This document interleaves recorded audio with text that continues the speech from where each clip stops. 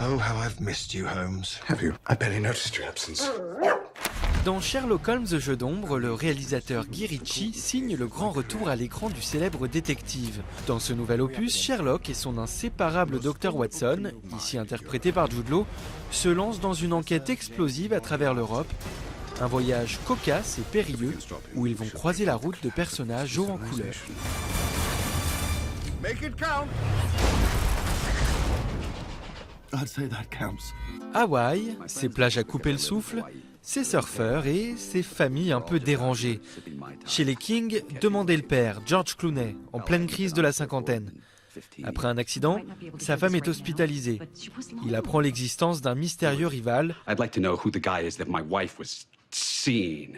Avec ses deux filles, il part à la recherche de l'amant de son épouse et cherche à reconstruire sa vie. The Descendants, un film d'Alexander Payne.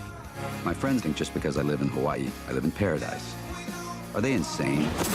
Our families are just as screwed up. Our heartaches are just as painful. Comment tu vas? Sa sœur jumelle. Autre famille, autre histoire, mais toujours aux États-Unis avec cette comédie déjantée de Dennis Dugan. En rendant visite à son jumeau Jack, Julie va faire dérailler le petit quotidien de son frère. Rapidement, il va tout faire pour la renvoyer très très loin de chez lui. Au casting, une brochette d'acteurs célèbres, Adam Sandler, Katie Holmes, Al Pacino et une petite surprise avec l'apparition de Gad Elmaleh. Oh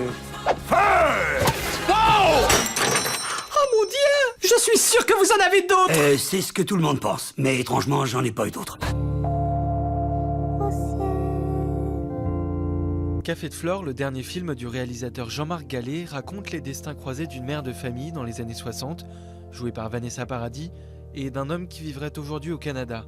Des histoires de passion, de blessures et d'amour, incarnées par des personnages à la fois tendres et cruels. C'est pas un peu jeune pour avoir un